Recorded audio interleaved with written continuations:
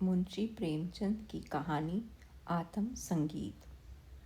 आधी रात थी, नदी का किनारा था, आकाश के तारे स्थिर थे और नदी में उनका प्रतिबिंब लहरों के साथ चंचल। एक स्वर्गीय संगीत की मनोहर और जीवनदायिनी प्राणपोषिणी ध्वनियाँ इस निस्तब्ध और तमोमय दृश्य पर इस प्रकार छा रही थी जैसे हृदय पर आशाएं छाई रहती हैं या मुखमंडल पर शोक। रानी मनोरमा ने आज गुरु दीक्षा ली थी। दिन भर दान और व्रत में व्यस्त रहने के बाद मीठी नींद की गोद में सो रही थी।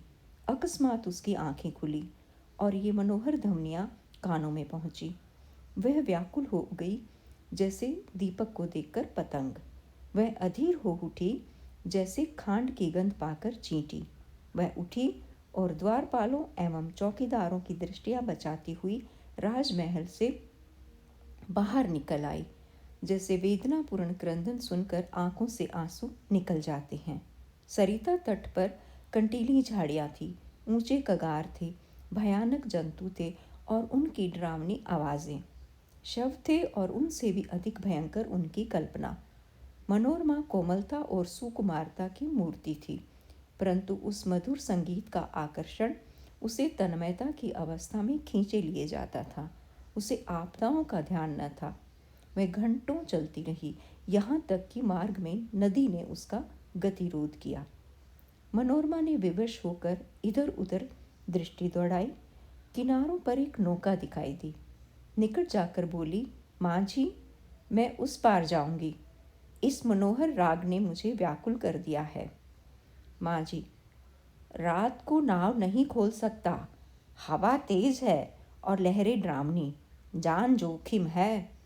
मनोरमा, मैं रानी मनोरमा हूँ, नाव खोल दे, मुँह मांगी मजदूरी दूंगी। माँ जी, तब तो नाव किसी तरह नहीं खोल सकता, रानियों का इसमें निभा नहीं। चौधरी, तेरे पाँव पड़ती हूँ, शीघ्र नाव खोल दे, मेरे प्राण खींचे चले जाते हैं।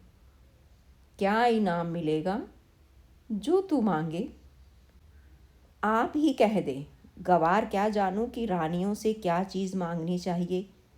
कहीं कोई ऐसी चीज़ न मांग बैठूं जो आपकी प्रतिष्ठा के विरुद्ध हो। मेरा ये हार अत्यंत मूल्यवान है, मैं इसे खेवे में देती हूँ। मनोरमा ने गले से हार निकाला। उसकी चमक से माझी का मुखमंडल प्रकाशित हो गया। वह कठोर और काला मुख जिस पर झुर्रियाँ पड़ी थी। अचानक मनोरमा को प्रतीत हुआ मानो संगीत की ध्वनि और निकट हो गई हो। कदाचित कोई पूर्ण ज्ञानी पुरुष आत्मनंद के आवेश में उस सरिता तट पर बैठा हुआ उस निस्तब्ध निशा को संगीत पूर्ण कर रहा था। रानी का हृदय उछलने लगा। आह, कितना मनोमुग्ध कर राग है। उसने अधीर होकर कहा, माँ जी, अब देर ना कर, नाव खोल, मैं एक क्षण भी धीरज नहीं रख सकती। इस हार को लेकर क्या करूँगा? सच्चे मोती हैं?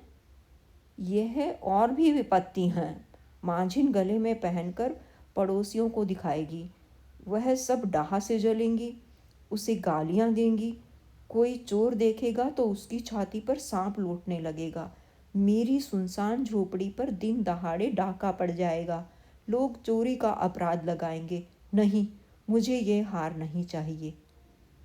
तो जो तू मांग वही दूंगी, लेकिन देर ना कर, मुझे अब धैर्य नहीं है, प्रतीक्षा करने की तनिक भी शक्ति नहीं है।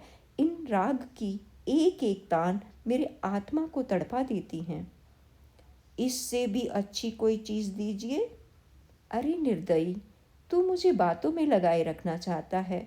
मैं जो देती हूँ वह लेता नहीं, स्वयं कुछ मांगता नहीं। तुझे क्या मालूम मेरे हृदय की इस समय क्या दशा हो रही है। मैं इस आत्मिक पदार्थ पर अपना सर्व न्यौछावर कर सकती हूँ। और क्या दीजिएगा?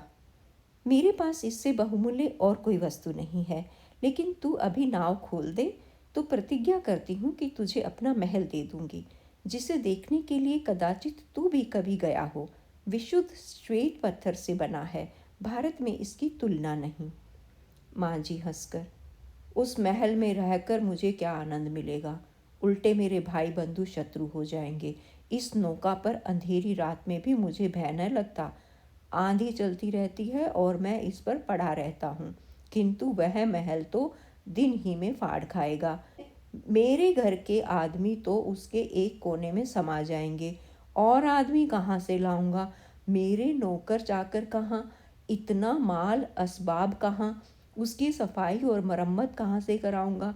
उसकी फुलवारियाँ सूख जाएंगी, उसकी क्यारियों में गीदड़ बोलेंगे और अटारियों पर कबूतर और अबाबीले घोंसले बनाएंगी। मनोरमा अचानक एक तन्मय अवस्था में उछल पड़ी। उसे प्रतीत हुआ कि संगीत निकटतर आ गया है। उसकी सुंदरता और आनंद अधिक प्रखर हो गया था। जैसे बत्ती उकसा देने से दीपक अधिक प्रकाशवान हो जाता है। पहले चित्ताकर्षक था तो अब आवेशजनक हो गया था। मनोरमा ने व्याकुल होकर कहा, आह, तो फिर अपने मुंह से क्यों नहीं मांगता? आह, कितना विरागजनक राग है, कितना विहल करने वाला। मैं अब तनिक धीरज नहीं धर सकती। पानी उतार में जाने के लिए जितना व्याकुल होता है, श्वास हवा के लिए जितनी विकल होती है, गंध उड़ जाने के लिए जितनी व्याकुल होती है, मैं उस स्वर्गीय संगीत के लिए उतनी व्याकुल हूँ। उस संगीत में कोयल की सी मस्ती है, पपैये की सी वेदना है, श्यामा की सी विहलता है। इससे झरनों का सा जोर है, आंधी का सा बल। इसमें वह सब कुछ है। इससे विवेक अग्नि प्रज्वलित होती, जिससे आत्मा सम्माहित होती और अंतःकरण पवित्र होता है। मांझी, अब एक क्षण का भी विलंब मेरे लिए मृत्यु की यंत्रणा है। शीघ्र नौका खोल। जिस सुमन की ये सुगंध है, जिस दीपक की ये दीप्ति है, उस तक मुझे पहुंचा दे। मैं देख नहीं सकती, इस संगीत का रचयिता कहीं निकट ही बैठा हुआ है, बहुत निकट। मांझी, आपका महल मेरे काम का नहीं है, मेरी झोपड़ी उससे कहीं सुहानी है। हाय, तो अब तुझे क्या दूं? ये संगीत नहीं है, यह इस सुविशाल क्षेत्र की पवित्रता है। ये समस्त सुमन समूह का सौरभ है, समस्त मधुरताओं की माधुरी है, समस्त अवस्थाओं का सार है। नौका खोल। मैं जब तक जीऊंगी तेरी सेवा करूंगी, तेरे लिए पानी भरूंगी, तेरी झोपड़ी बुहारूंगी। हाँ, मैं तेरे मार्ग के कंकड़ चुनूंगी, तेरे झोपड़े को फूलों से सजाऊंगी, तेरी मांझिन के पैर मलूंगी। प्यारे मांझी, यदि मेरे पास 100 जाने होती तो मैं इस संगीत के लिए अर्पण करती। ईश्वर के लिए मुझे निराश ना कर। मेरे धैर्य का अंतिम बिंदु शुष्क हो गया। अब इस चाह में दांव है, अब यह सिर तेरे चरणों में है। ये कहते कहते मनोरमा एक विक्षिप्त की अवस्था में मांझी के निकट जाकर उसके पैरों पर गिर पड़ी। उसे ऐसे प्रतीत हुआ मानो वह संगीत आत्मा पर किसी प्रज्वलित प्रदीप की तरह ज्योति बरसाता हुआ मेरी ओर आ रहा है। उसे रोमांच हुआ, वह मस्त होकर झूमने लगी। ऐसा ज्ञात हुआ कि मैं हवा में उड़ी जाती हूँ। उसे अपने पार्श्व देश में तारे झिलमिलाते हुए दिखाई देते थे। उस पर एक आम विस्मृत का भाव आवेश छा गया और अब वही मस्ताना संगीत, वही मनोहर राग उसके मुंह से निकलने लगा, वही अमृत की बूंदें उसके अधरों से टपकने लगी। वह स्वयं इस संगीत की स्रोत थी।